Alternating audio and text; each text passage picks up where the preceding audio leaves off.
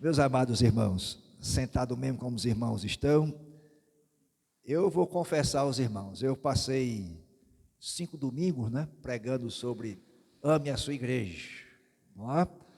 E foram 5 mensagens de despertamento para a igreja nessa condição, mas toda semana, essas mensagens já estavam sendo prontas, mas toda semana voltava para ler Atos, estava com saudade de Atos, os irmãos também. Vamos retomar a nossa caminhada em Atos dos Apóstolos, hoje capítulo 9, versos 32 a 43, Atos 9, 32 a 43. Após a leitura do texto, deixe sua Bíblia aberta para acompanhar a exposição da palavra. Atos 9, 32 a 43. Passando Pedro por toda parte, foi também visitar os santos que moravam em Lida.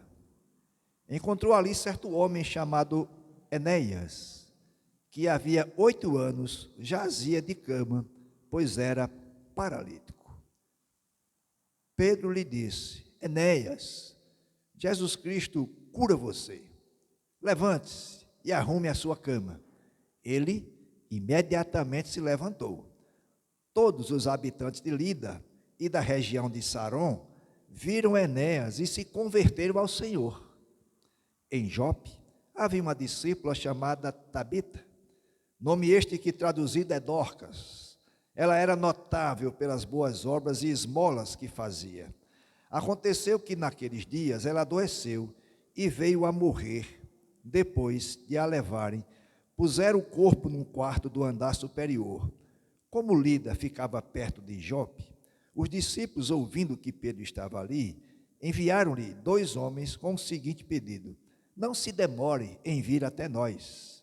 Pedro se aprontou e foi com eles. Quando chegou lá, eles o levaram ao quarto do andar superior.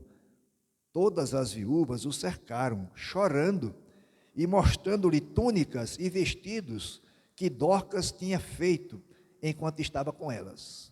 Mas Pedro mandou que todos saíssem. Ajoelhou-se e orou. Depois, voltando-se para o corpo, disse: Tabita, levante-se. Ela abriu os olhos e, vendo Pedro, sentou-se. Ele, dando-lhe a mão, ajudou-a a ficar em pé. E chamando os santos, especialmente as viúvas, apresentou-a viva. Isto se tornou conhecido em toda a cidade de Jope. E muitos creram no Senhor. Pedro ficou em Jope muitos dias, na casa de um curtidor chamado Simão. Amém? Relembrando para os irmãos, o que é que nós estamos caminhando com Atos? A exposição no livro de Atos, com o título geral: a soberana vontade de Deus e a ação do Espírito Santo na vida da igreja. É isso que eu enxergo no livro de Atos. E hoje, nesse recorte do capítulo 9, 32 a 43, o ministério de Pedro em Lida e Jope, a cura de Enéas, a ressurreição de Dorcas. É isso que o texto nos mostra. Mas, meus amados, lembrar um pouquinho do panorama aonde chegamos. Se você lembrar, a última exposição em Atos, nós estávamos tratando de Saulo, que fora convertido pelo poder de Jesus, quando estava caminhando para Damasco, ficou lá em Damasco. Deus mandou que Ananias fosse lá para impor as mãos sobre Saulo, curar Saulo da cegueira, e também Saulo recebeu o Espírito Santo. Depois disso, Saulo começa a pregar lá em Damasco, e alguns não acreditam muito em Saulo.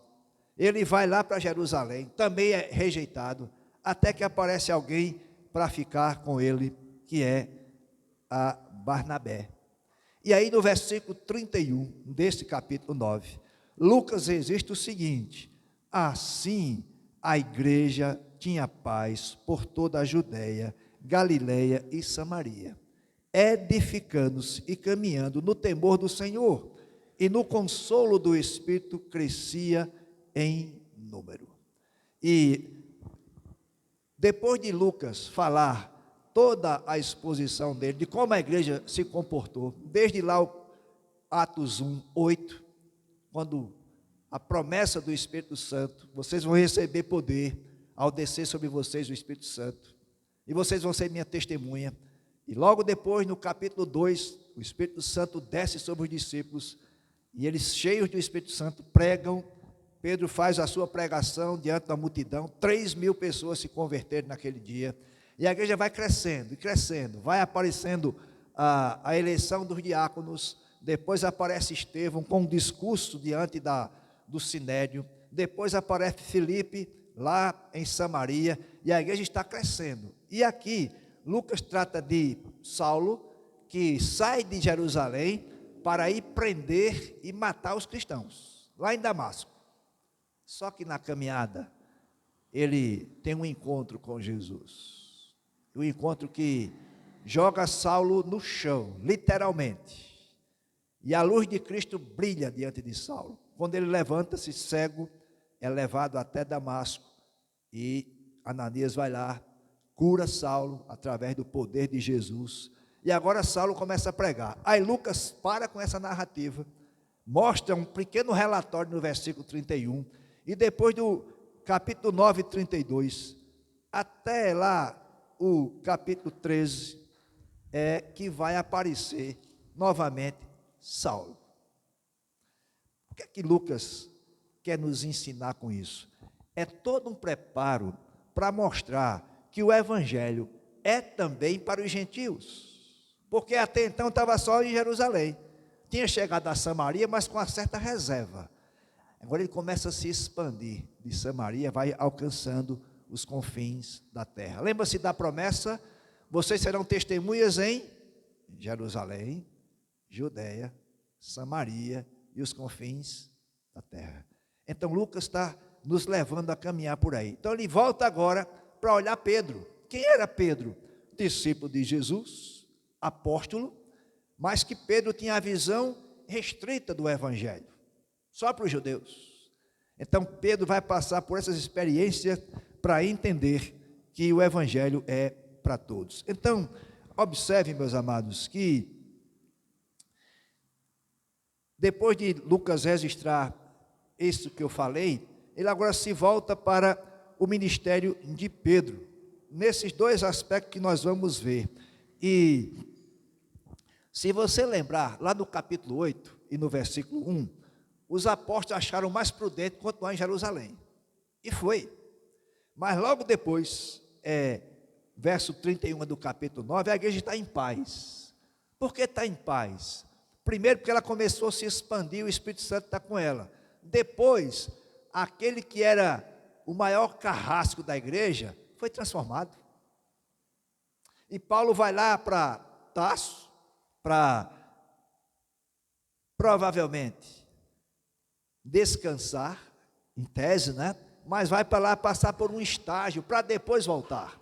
Então a igreja agora caminha, e aí Lucas vai apresentar Pedro. E nesse texto, versículo 32 ao 43, o que é que nós encontramos? 2 milagres, Pedro agindo. Um só poder, Jesus Cristo, o poder de Jesus. Vamos olhar um pouquinho esse texto e aprender com ele para nós. Veja, primeiro milagre que Lucas registra para nós e nos dá essa informação, versículos 32 a 35, é a cura de Enéas, lá na cidade de Lida, não é? E vejam, o texto começa dizendo, Pedro passando por toda parte, ou seja, por onde Pedro foi pregando o evangelho, e foi no intuito de visitar os santos. Era uma prática dos apóstolos, né, que saíram depois de Jerusalém. Então ia a uma certa cidade, uma certa região, lá se tinha pessoas convertidas ao evangelho, eles voltavam lá para discipular esses irmãos e para ver como eles estavam.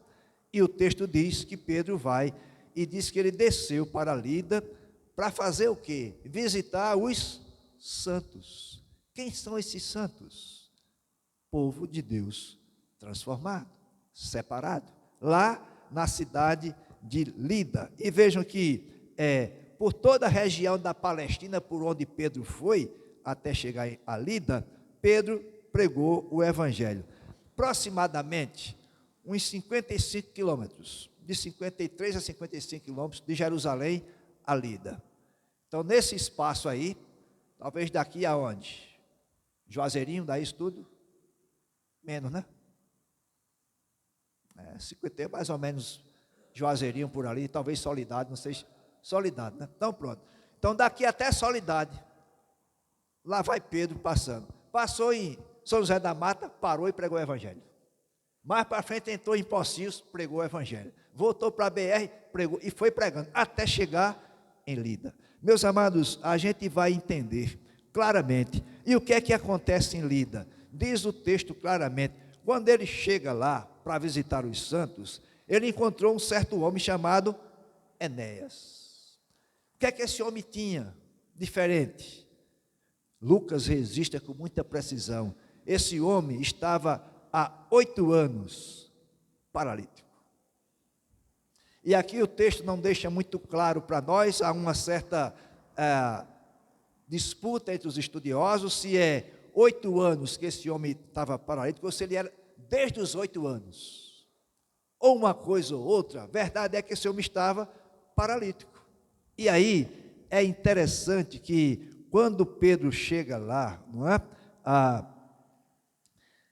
Ministrando em nome de Jesus, ele vai encontrar uma situação que precisa de uma ação. Pedro não foi de Jerusalém para visitar os santos para ir curar alguém. Ele foi visitar os santos e pregar o Evangelho. Qual a lição que eu enxergo aqui para nós? Meus amados, se nós imitarmos Pedro, e enquanto viajamos, por onde formos, nós vamos encontrar oportunidades para falar e demonstrar o poder milagroso de Jesus. Por onde formos. E aqui deixa eu fazer um parênteses, não é esse poder milagroso simplesmente da cura. E a gente vai entender por que não. É possível que aconteça? Claro que sim. Claro que sim. Nós estudamos sobre os dons na EBD, e eu defendo, né, a ideia de que o dom de cura, como lá na igreja primitiva, eu não creio mais hoje. Mas que Deus cura hoje do mesmo jeito. E se Ele quiser levantar alguém para curar? Do mesmo jeito. Do mesmo jeito, não é? Então o que a gente enxerga aqui para nós como lição é Pedro sendo usado por Deus, porque enquanto ia viajando, pregou o Evangelho. E quando chegou em Lida, também. Agora, observe, meus amados, como Lucas registra para nós qual foi a atitude de Pedro. Versículo 34. Pedro, vendo lá Enéas, paralítico, lhe disse: Enéas, Jesus Cristo cura você. Ou, na Almeida Revista e Atualizada, Enéas, Jesus Cristo vai curá-lo. Observaram o detalhe? O que é que Pedro está dizendo? Ou seja, Pedro claramente identificou quem cura. Enéas, Jesus Cristo vai curá-lo. Ou, na minha versão, Almeida Atualizada, Jesus Cristo cura você, Enéas. E aí, meus amados, claramente para nós, Pedro apenas foi instrumento. Quem curou Enéas foi Jesus com todo o seu poder. E é isso que acontece nos dias de hoje. Pedro exclusivamente falou no poder de Jesus. Meus amados, é algo maravilhoso olhar para isso. Porque quando Pedro se dirige a Enéas, Jesus Cristo cura você, Enéas. Aí Pedro dá uma ordem para ele: levante-se, tome a sua cama, ou arrume o seu leito. Aí Enéas obedeceu. Não é interessante? Obedeceu. Diz o texto, ele imediatamente se levantou. Imediatamente. O que é que a gente aprende aqui, meus amados? É que no poder de Jesus, o milagre acontece imediata, instantaneamente. E se você lembrar, esse mesmo Pedro também foi usado para curar alguém. Lá no capítulo 3, ele vai entrando no templo para a hora da oração, a hora nona, 3 horas da tarde aproximadamente, e ele encontra lá um paralítico também, não é? Alguém pedindo esmola. O que é que acontece lá? Lá,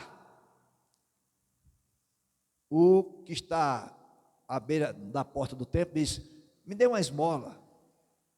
Aí Pedro diz: eu não tenho nem ouro nem prata, mas o que eu tenho, lhe dou. Em nome de Jesus, o Nazareno, levante-se. Note, lá Pedro clama pelo nome de Jesus. Aqui, Pedro dá uma ordem: Enéas, levante-se, Jesus Cristo vai curar você. Entenderam? O mesmo poder lá, na porta do templo, é o mesmo poder aqui, que é o poder de Jesus. Ou seja, meus amados, agora o que é que vai acontecer? Enéas se tornou um testemunho ambulante. Passou a andar pelas ruas de Lida, e todo mundo sabia quem era Enéas. E aí, diz o texto, versículo 35, todos os habitantes de Lida e da região de Saron, um povoado próximo, viram Enéas e se converteram ao Senhor. Que coisa, hein? A cura milagrosa de Enéas fez muitas pessoas se converterem ao Senhor. Aqui a gente precisa ter cuidado para olhar o texto e ver todo o contexto, porque alguém vai dizer: olha aí, para que alguém se converta tem que ter um milagre.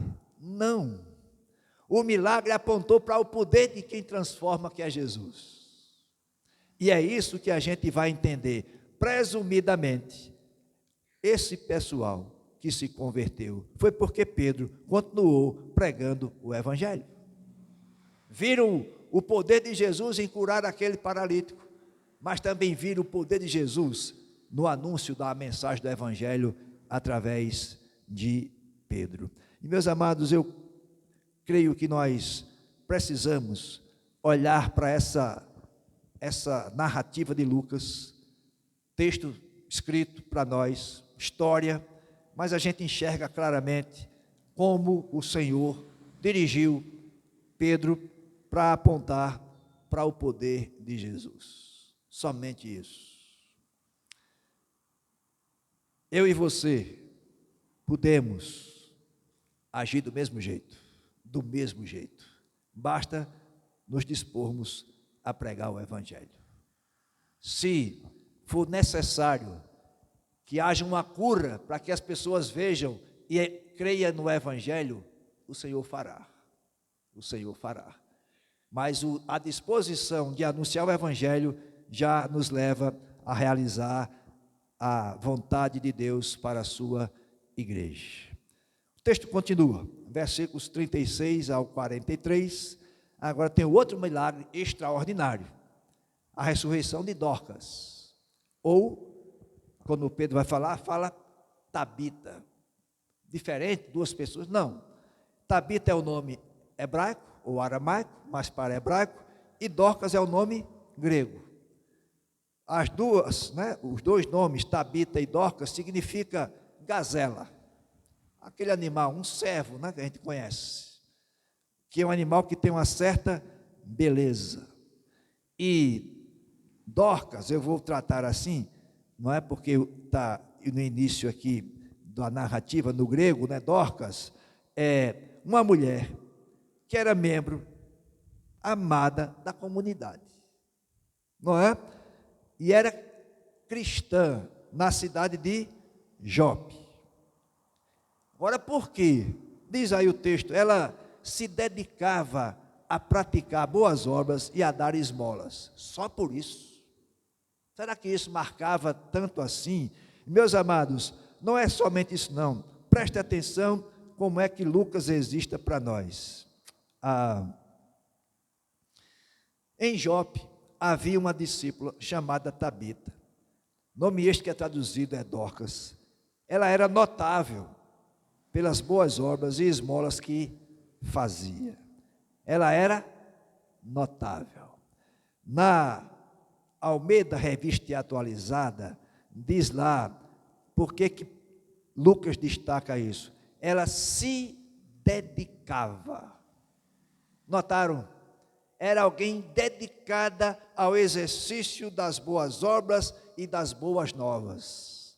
Era Dorcas. E é interessante que o testemunho de Dorcas fazia sentido com o seu nome. Era um testemunho que trazia beleza, uma beleza graciosa, como a beleza de uma gazela correndo nos campos. É isso que Lucas está destacando aqui para nós. Observe, meus amados, que diante de tudo isso, essa irmã Dorcas teve uma enfermidade e veio a falecer. E aí, o costume, o contexto da época, pegar o corpo, embalsama, faz todo aquele preparo e coloca no quarto de cima, num cenáculo, nas casas sempre tinha isso, e fica lá, aguardando o dia do sepultamento. Você lembra de alguma coisa quando fala dessa cidade de Jope? Vem à sua imagem alguma história da Bíblia? Não? Para onde foi que um profeta fujão foi? Estão lembrados? Foi lá para Jope, pegou um navio para ir para o outro lado de onde tinha que ir. É essa mesma cidade de Jope. Aí note que Pedro está próximo. Lucas informa isso para nós, versículo 38. Como Lida ficava perto de Jope, os discípulos, ouvindo que Pedro estava ali, enviaram-lhe 2 homens com o seguinte pedido: não se demore em vir até nós. Eles imploraram a Pedro para vir até eles. Talvez quando foram falar com Pedro, é provável que Dorcas não estivesse viva, ou tinha acabado de falecer. Mas a distância, era próxima, mas tinha uma certa distância. Pedro vai até lá. Você lembra de uma história que aconteceu também assim? Alguém chegou a Jesus, disse: minha filha está muito doente, mas se o senhor for lá, o senhor pode curá-la. Eu vou, vamos agora mesmo. Aí vai, é Jairo, vai lá vai o senhor caminhando com ele. No meio do caminho apareceu uma mulher com um problema, uma hemorragia, e ela colocou no coração: se eu tocar em Jesus, eu vou ser curada, ao menos na roupa dele. E assim aconteceu, tocou no manto de Jesus, foi curada. Só que isso foi tomando tempo da viagem de Jesus até a casa de Jairo. E mais, Jesus Cristo disse: alguém me tocou, eu preciso saber quem foi. E a mulher, tremendo, não podia se apresentar, ela rompeu algumas barreiras, não podia sair de casa, andar livremente por causa da hemorragia, ela não podia se aproximar de um homem, muito menos de um rabi, um mestre. Ela quebrou essas barreiras todinhas. E para confessar isso diante de Jesus e diante dos homens, que tarefa difícil. Então isso tomou tempo. E nesse espaço de tempo, Jairo lá preocupado, olhando para o relógio, e olhava para o relógio: está demorando demais esse negócio. E aí, nesse espaço de tempo, alguém chega e diz: olha, Jairo, não incomode mais o mestre, sua filha faleceu. Que coisa. Jesus Cristo escuta isso. Aí se volta para Jairo: Jairo, meu filho, tenha fé. Como é? O que eu mais tive foi fé. Se eu sair de casa para ir falar com o Senhor para curar minha filha, é porque eu tenho fé no Senhor. Tenha mais fé ainda, vamos lá. E Jesus Cristo vai. Quando chega na casa, está todo mundo chorando. A menina morreu. E Jesus Cristo disse: ela não morreu, está dormindo. Aí eu acho que olharam: será que a gente não sabe quem é que está morto? A gente sabe o que é um morto. Está morta a menina mesmo. Não vem ninguém comigo, só eu, os pais, Pedro, Tiago e João. Entraram lá, Jesus Cristo orou e diz o quê? Talita cumi, minha filha, fique em pé. E ela ficou.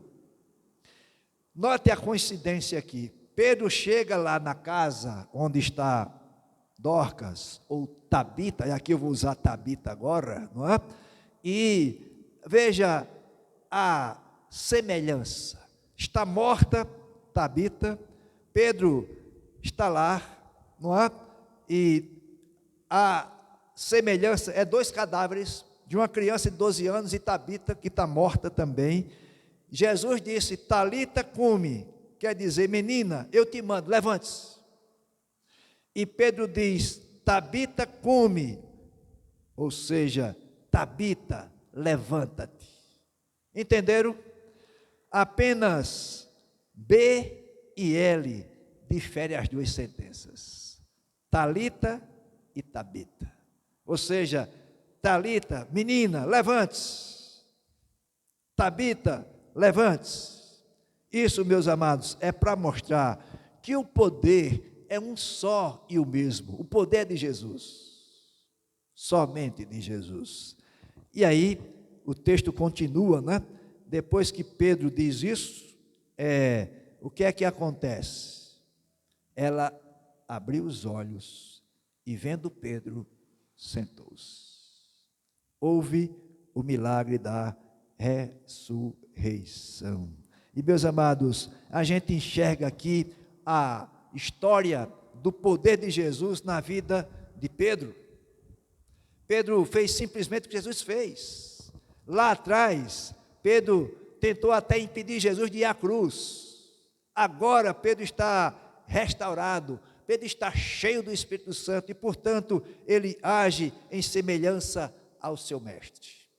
E, pelo poder de Jesus, ressuscita Tabita, ou Dorcas.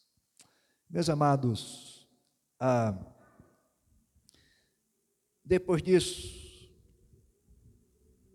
nós encontramos aqui a fagulha da doutrina da ressurreição. Somente Jesus ressuscitou dentre os mortos. Está vivo. Tabita foi ressuscitada, mas morreu depois. Assim como nós também. Vamos morrer. Mas temos a garantia de uma ressurreição eterna, igual à de Jesus. Amém? E isso é garantia para nós. O que é que acontece aqui com Tabita?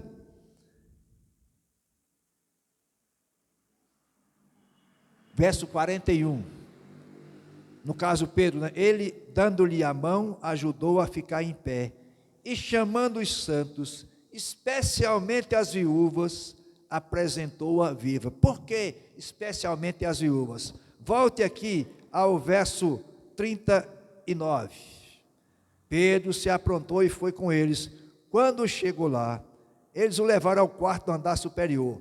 Todas as viúvas o cercaram, chorando e mostrando-lhe túnicas e vestidos que Dorcas tinha feito enquanto estava com elas.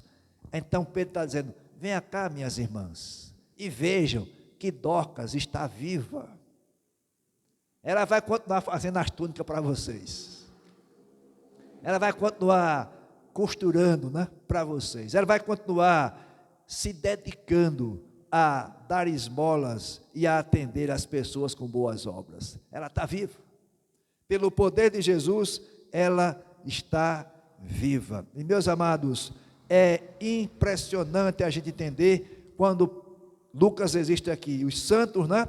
Tanto os que estão lá em Lida, como esses aqui em Jope, santos não são aquelas pessoas perfeitas. Não.